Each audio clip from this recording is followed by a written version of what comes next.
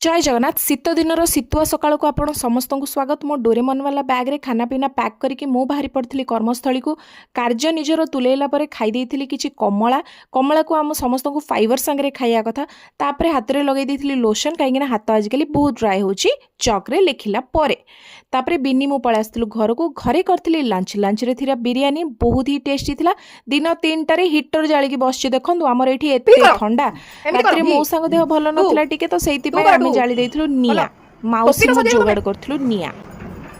बुढ़ा बुढ़ी शीत दिने भारी कष्ट पाती आमे रचना रे लेखुथुलु देखंतु एवडा पाठ न पड़ी एठी निया से की होचंती। तमे दी जण पाठ न पड़ी एठी कोन करछबे पाठ पढिबनी ठंडा रे पाठ पढंतिनी पुणी आउ गोटे पळै आसिला जम्मा जाऊ नाहांती।